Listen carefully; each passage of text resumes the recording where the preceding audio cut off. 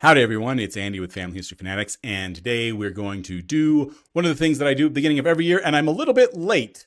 Normally I try to get this out in January, but obviously it is February now. So without further ado, here is the best genetic genealogy websites, our 2023 update.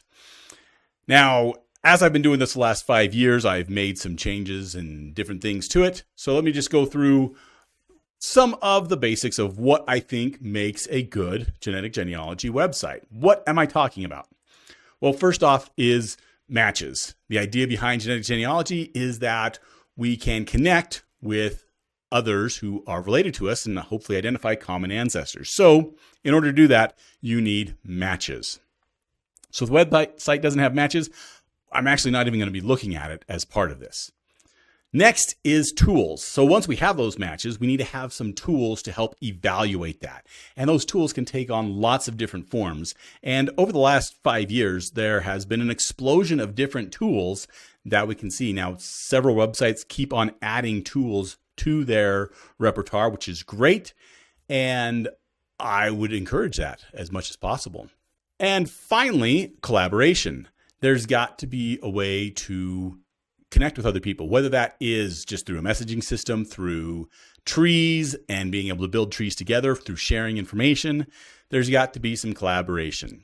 Now, with this, what you should see is I mentioned matches first. It's got to have matches. So some websites like DNA Painter, while they are great websites, they are chock full of tools.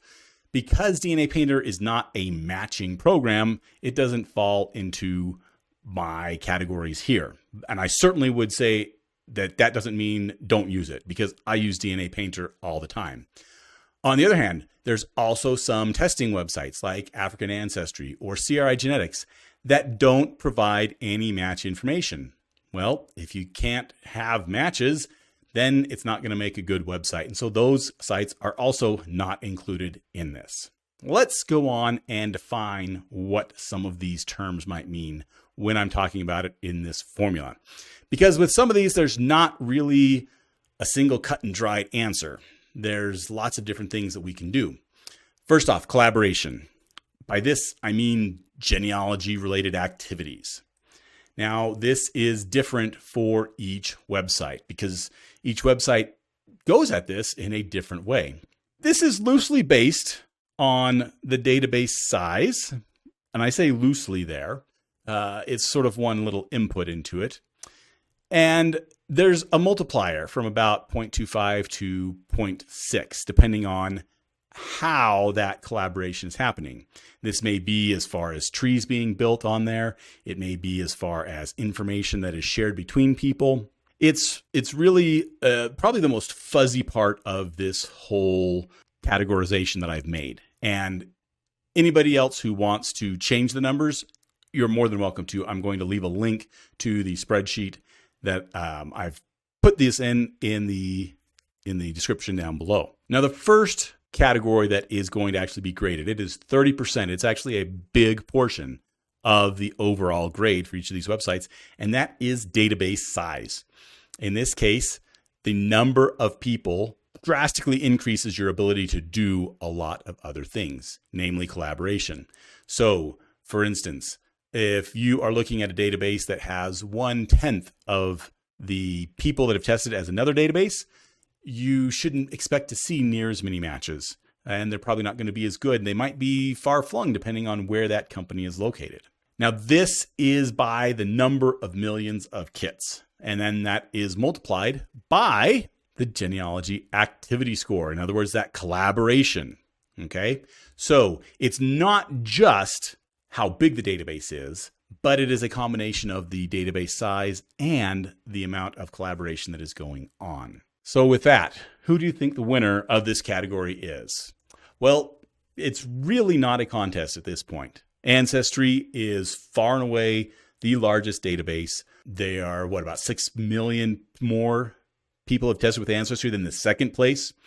And I think they're at 21 million right now. Now, I use Leah Larkin's graph that she keeps track of, and I basically have to interpolate the numbers from that. Ancestry, I think, is going to be winning this category for the foreseeable future, unless, and this is an unless, MyHeritage or 23andMe change their marketing strategy such that they've drastically increased the number of people who they test and are put into their database. But again, that's just 30% of the score. So don't think that that means that Ancestry is the winner overall. We can go on to the next category. This category is the quality of the match. And what do I mean by that? I specifically look at the number of matches between 35 centimorgans and 600 centimorgans. And I divide that by the number of millions of kits in the database, basically seeing, okay, what ratio am I getting? And I multiply that by the genealogy activity score. So that genealogy activity score really plays a key point in almost 50% of the overall grade. So it's important that the website have that collaboration going on. Now, when I look at the numbers for the different websites, who came out on top in this category? Well, it was Family Tree DNA. Now, Family Tree DNA, interestingly enough, while they have some of the lower amounts of matches, I think mine's around 4,000 or so. They have a small database, but a lot of those matches are in that 35 to 600. Now, the interesting thing here is in the past, I have had to correct the Family Tree DNA database because they always included small segments in their total amount of shared centimorgans. They changed that recently, and so now I don't have to, and they were on top before, and they're still on top now. The next category I have is triangulation. Triangulation is a way of basically identifying that 3 or more people share a common ancestor because they have a specific segment all in common with each other. I think triangulation is a pretty important part of doing DNA research. And really the grade on this is, hey, is there some way to triangulate segments? Now, triangulation of segments can be done through several different tools that different websites have. But the company that comes out on top here is GEDmatch. And GEDmatch actually has several different ways. First off, they have the paid triangulation tool. They have the paid segment search, which can be used in helping to triangulate. They then have the free ancestor projects, which is sort of like the segment tool, but it's a free version of it for certain groups of people. And you still have the one-to-one chromosome browser, which allows you to look at what segments you're sharing with people. Any one of those ways can be used to triangulate between 3 or more people. All right, the next category I have is the ability to transfer your DNA into their database. Now, this is, I think, very useful because not everybody tests with every company. Now, I have tested with all of the companies that I'm reviewing today. And in some cases, I've actually tested multiple times with them. But not everybody does that. In a lot of cases, some people test with just one, and they may have particular reasons why they tested with just that one. And so being able to transfer your DNA kits from one database to another database and be able to use their tools over there without having to pay for an extra testing, that gives you more spread as far as who you can reach, but it also gives you access to more tools that you can use to analyze it because, again, each company's tools are different. And the winner of this is actually a tie still. It is a tie between GEDmatch and Living DNA. Both of these companies allow upload of any of the DNA kits from any of the companies, and you have access to some of their suite of tools without having to pay any fee for that transfer. Now, the last one is the X factor, and this is about 20% of the overall grade. And this is really based on what kind of useful tools, and I want to qualify that, useful tools on the website. So when I talk about useful tools, usually I'm not talking about your ethnicity calculators. I don't find them very useful for genetic genealogy, and so I don't include them in it. So you can have, like, GEDmatch has, 27 million different ethnicity calculators to look at it and all the different ways that other people have looked at it. That doesn't help them at all in this case.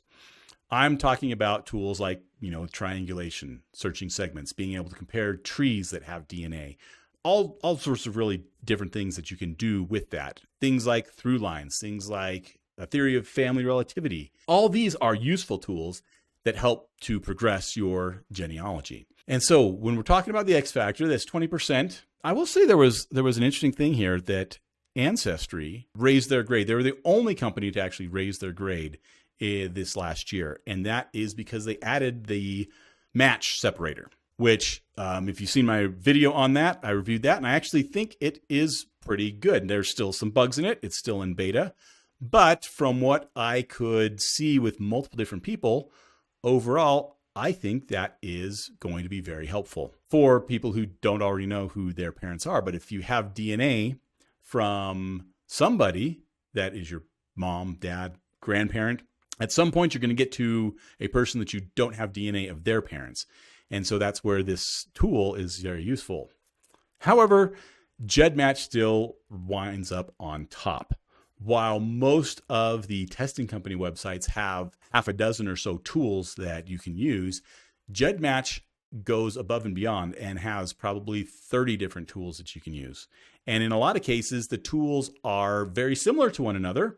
They might display information in a different way or in a faster way, or any number of different things. And that's why they come out on top with 20% as far as your X factor.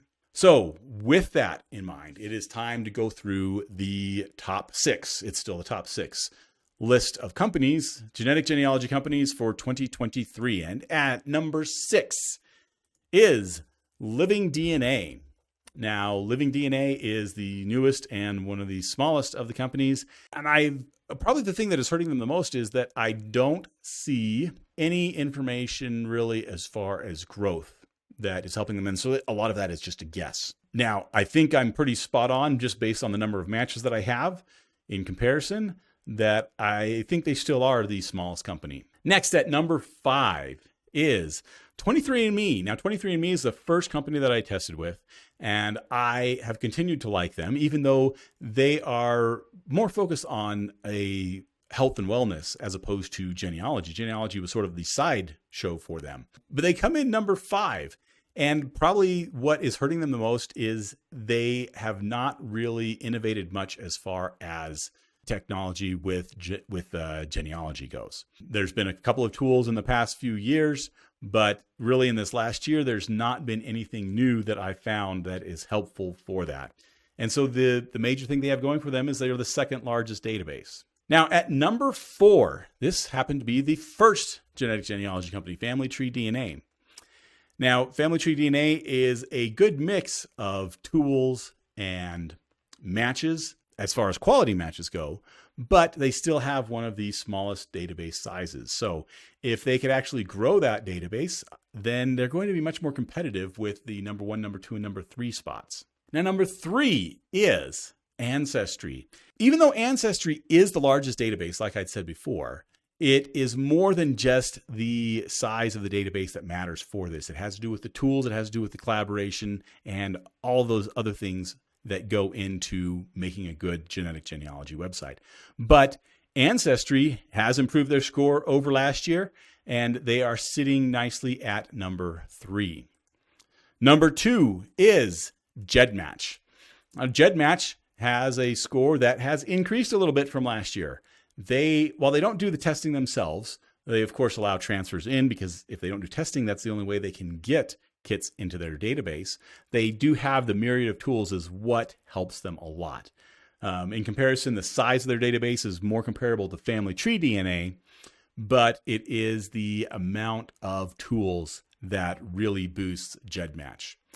And that means that our number 1 now for the second year in a row is MyHeritage. Now you'll notice that MyHeritage did not win any one of those categories, but what MyHeritage does is they are usually number 2 in all of those categories. Maybe not the database size yet, but in most of the rest, they are the number 2 slot. And so once you add up all of their points, they end up being the number 1 genetic genealogy company.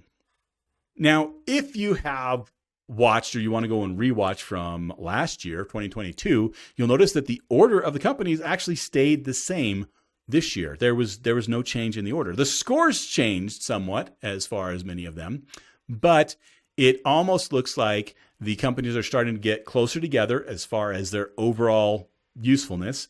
And if this trend keeps up, maybe in another 5 years, we're going to have a 4-way tie or a 5-way tie for first place between all of these companies. Now, I hope you liked my review of the best genealogy companies in 2023. If you want to learn something more about DNA, then watch this video right over here. And be sure to subscribe to our channel and click on the join if you would like to join FHF Extra. Can I do a hashtag? Let's see, I don't have a hashtag. Does that work? #1.